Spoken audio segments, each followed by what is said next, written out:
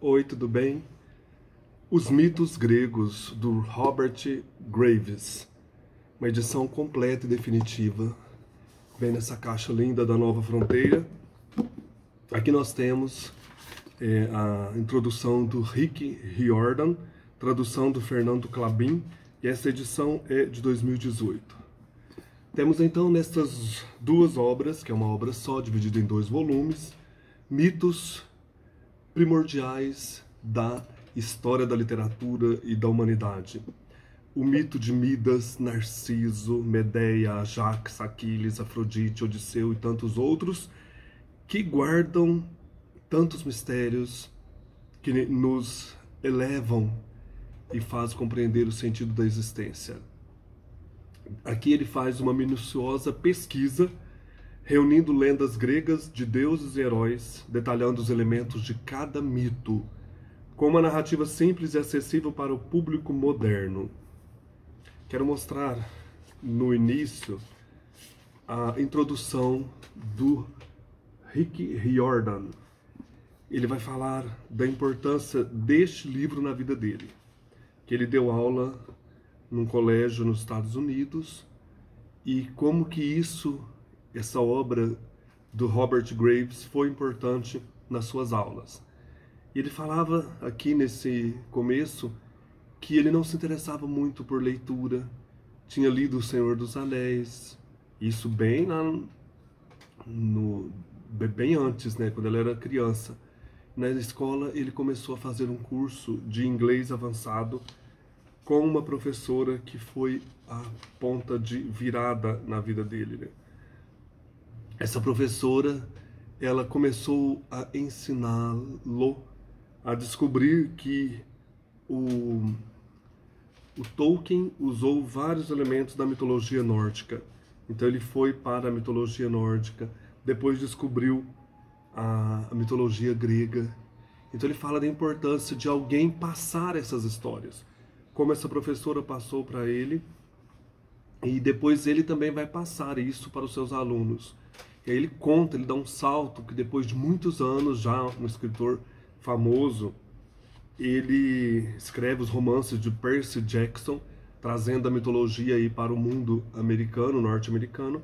Ele vai nessa mesma escola e ali ele encontra um aluno que guardava os papéis de quando ele dava aula. E esse aluno, que já era professor, ele ensinava usando o material que o Rick Riordan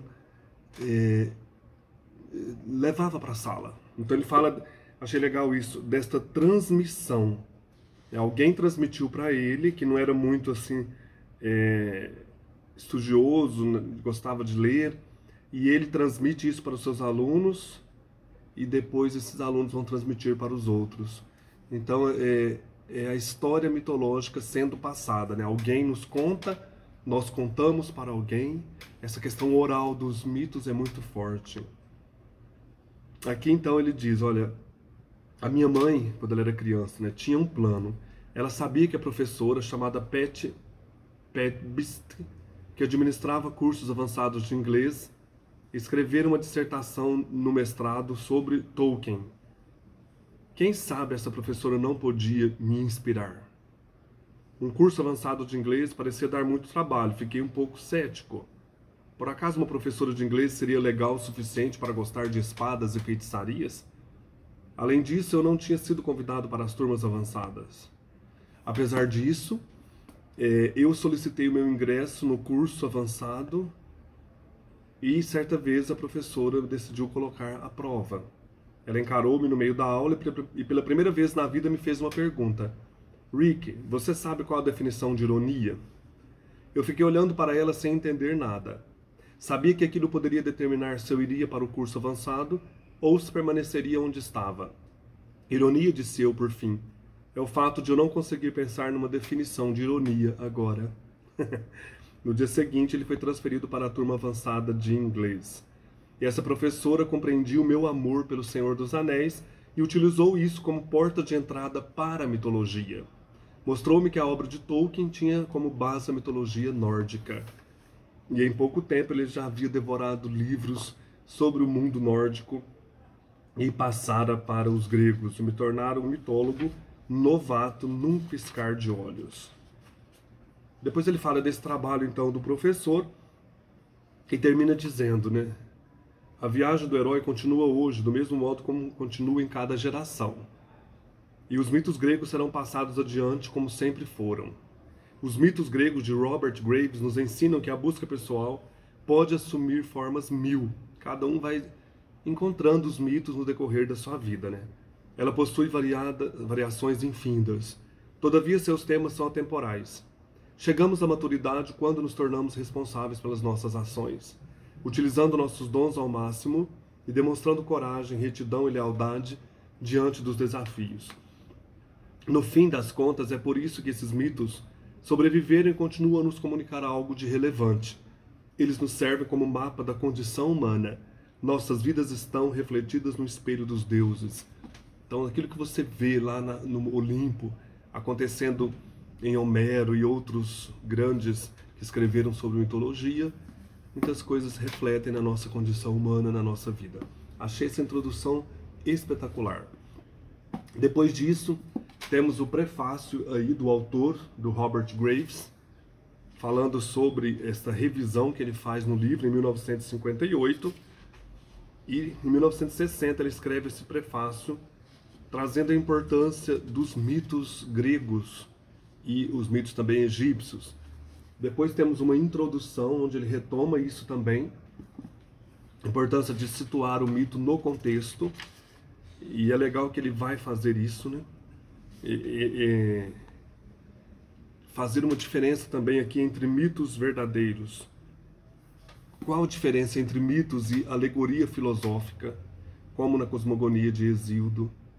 Entre mitos e explicação etiológica dos mitos, entre mito e sátira ou paródia, como na história de Narciso e Eco, a diferenciação entre mito e fábula sentimental,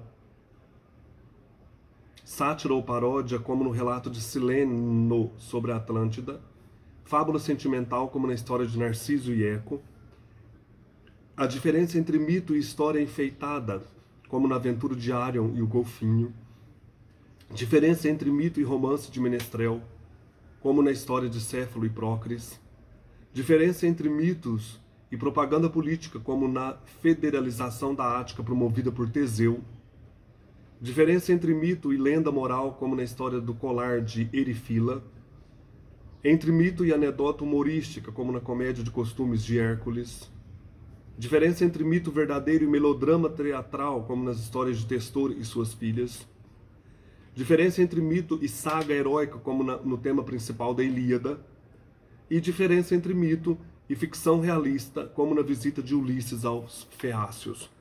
Então é interessante, né? O estudo da mitologia deve começar considerando que sistemas políticos e religiosos existiram na Europa antes da chegada dos invasores arianos do norte e do oriente distante.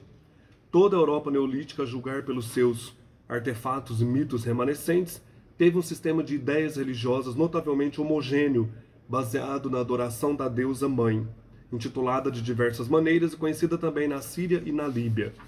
E aí ele vai fazer isso, por exemplo, aqui no mito de criação olímpico, no capítulo 3. O que ele faz? Ele fala o mito, a versão mais oficial, conhecida, e depois ele começa comentários sobre o contexto histórico. E nesse contexto histórico ele vai resgatar como era a Grécia pré-helênica, antes da invasão desses povos aqueus, helenos, e como que era ali as culturas, a adoração à deusa mãe, que vai aparecer muito aqui. Depois ele fala do primado, do patriarcado sobre a adoração da deusa mãe. E assim por diante. Achei muito legal esta parte. Traz o mito, a versão mais conhecida, e depois outras versões, e também contextos históricos, aqui no caso da Grécia, da Índia, do Egito, que a mitologia egípcia é anterior à mitologia grega. Então a gente tem que trazer isso em mente. E muitos mitos na Grécia retomam questões aí mitológicas egípcias. O Egito, a mitologia egípcia é anterior à mitologia grega. É um livro essencial para mostrar isso, nesse contexto mitológico, principalmente aí na Grécia, que é o título mesmo do livro, Os Mitos Gregos, né? Como que isso, como que é constituído e foi constituída essa questão primitiva na Grécia, né? Histórias neolíticas, de primeiras tribos, de povos que conviviam ali naquele período, faziam sacrifícios humanos. Então tem tudo isso aparecendo no livro, né? Essas adorações aos deuses antigos, antes de Cronos, Reia, Urano, antes de Zeus. Esse livro também ele tem várias ilustrações que são lindas. Essa, por exemplo, Afrodite, Pan e Eros, está em Atenas, na Grécia. Muito bonita essas ilustrações. Tem um de Zeus aqui. Tem várias ilustrações. Apolo, escultura romana em mármore, Madrid, na Espanha. A iluminação que eles colocam, né, nas fotos. Então, assim, para quem quer ter um aprofundamento em mitologia, com coisa mais tranquila, é essa edição aqui do Robert Graves. Hermes, escultura em mármore reencontrada na região do Peloponeso, provavelmente erigida no período Augusto, 27 a.C. a 14 a.C. Eu tinha visto Zeus aqui.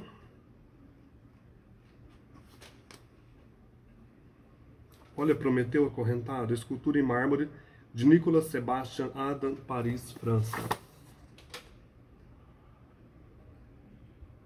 Esse é o volume 1, né? O volume 2, continuação, também repleto de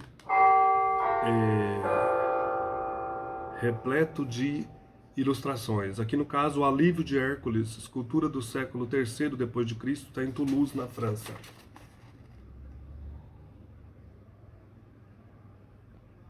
Além de você ler, se deliciar com a linguagem do autor, você tem essas esculturas para você contemplar. Aqui Zeus, aqui um de Zeus, estátua do período helênico em Rhodes, na Grécia. Eu gosto muito de ler, contemplar as esculturas, as fotos.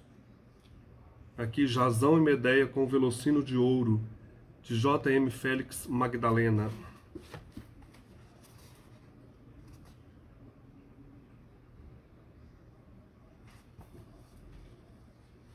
Tem muitas. Aquiles prestes a morrer, escultura de Christophe Verrier em mármore, Londres, Inglaterra. Coisa bonita, né?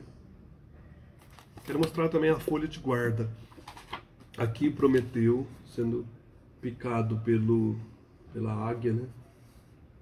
Esse dourado, prateado, com cinza, ficou muito bonito. E aqui o Édipo e a Esfinge no segundo volume. Fica muito legal, né? O preto com cinza e o dourado.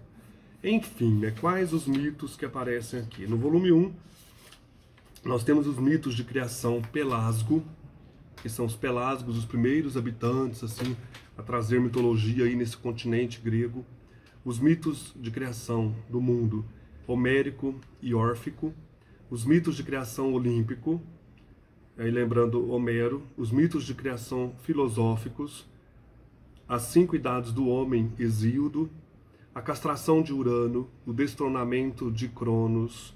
O nascimento de Atena. Zeus e Metis, as Parcas, essas deusas, né, que elas controlam o destino humano, né? O nascimento de Afrodite, Hera e seus filhos, Zeus e Hera. Então ele sempre traz Zeus e uma das deusas ou ninfas. O nascimento de Hermes, Apolo, Ártemis e Dionísio. O nascimento de Eros. Os feitos da natureza de Poseidon. E aí segue os feitos da natureza de Hermes, Afrodite, Ares, Hestia, Apolo, Ártemis, Hefesto, Deméter, Atena, Pan, Dionísio.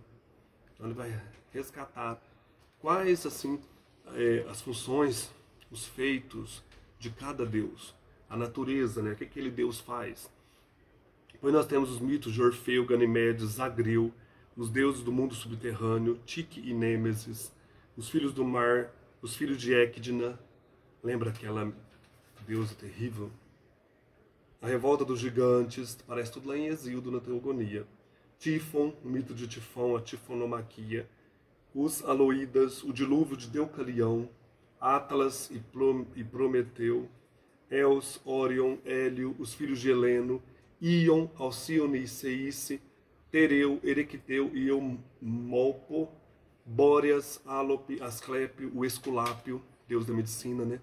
Os oráculos, o alfabeto, os dactilos, os teuquinos, as empusas, Io, Foroneu, Europa e Cádmo, Cádmo e Harmonia, Belo e as Danaides, ou Danaides, Lâmia, Leda, Ixion, Endimião, Pigmalião e Galateia, Éaco, Sísifo, Salmoneu e Tiro, Alceste, Atamante, as éguas de Glauco, Melampo, Perseu, os gêmeos rivais, Belerofonte, Antílope, Níobe, Cenes e Ceneu, Erígone, o javali do Calidão, Télamo e Peleu, Aristeu, Midas, Cleobes e Biton, Narciso, Fílida e Cária, Arion, Minos e seus irmãos, os amores de Minos, os filhos de Pacífae, Sila e Niso, Dédalo e Talo, Catreu e Altremene, os filhos de Pandião, o nascimento de Teseu, os trabalhos de Teseu, Teseu e Medeia, Teseu em Creta, a federalização da Ática,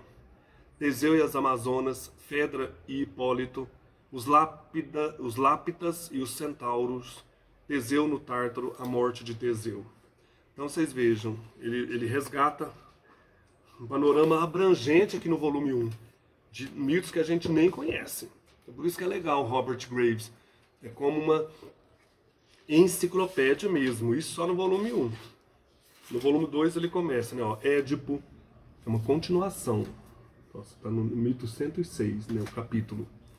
Os 7 chefes contra Tebas, os epígonos, Tântalo, Pélope e Enômao, os filhos de Pélope, Atreu e Tiestes, Agamenon e Clitemnestra. Que é legal você ler, por exemplo, uma tragédia de Sófocles, Eurípides, você vem aqui e lê para complementar aquilo que você leu, né, para enriquecer.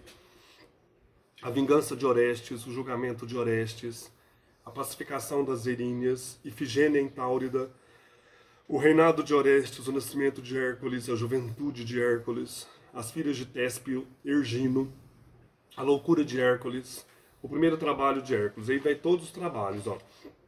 O primeiro, o leão de Nemeia, o segundo, a hidra de Lerna, o terceiro, a corça de Serínia, o quarto, o javali de Erimanto, o quinto, estábulos de Álgias, o sexto, as aves de Estinfalo, o sétimo, o touro cretense, o oitavo, as éguas de Diomedes, o nono, o cinturão de Hipólita, o décimo, o rebanho de Gerião, o 11º, os pomos de ouro das Hespérides, o 12º, a captura de Cérbero, o assassinato de Ífito, Ônfale, Hesíone, a conquista da Élida, a captura de Pilo, os filhos de Hipocoonte, Auge, Dejanira, Hércules em Traquine, Iole, a apoteose de Hércules, os filhos de Hércules, Lino, a assembleia dos argonautas, as mulheres Lêmnias e o rei Císico, Ilas, Âmico e Fineu, das Simplégades para a Cólquida, a captura do Velocino, o assassinato de Absirto, o Argo retorna à Grécia, a morte de Pélias, Medeia em Éfira, Medeia no exílio, a fundação de Troia, Paris e Helena, a primeira reunião em Aulis, a segunda reunião em Aulis, 9 anos de guerra, a ira de Aquiles, a morte de Aquiles, a loucura de Ajax, os oráculos de Troia, o cavalo de madeira, o saque de Troia, os regressos, as viagens de Odisseu, a volta ao lar de Odisseu. Senti falta, a gente sempre é chato, né? Do Enéas, mas deve estar aqui na parte de Troia, né? No saque de Troia. Então, assim, é um panorama abrangente da mitologia grega.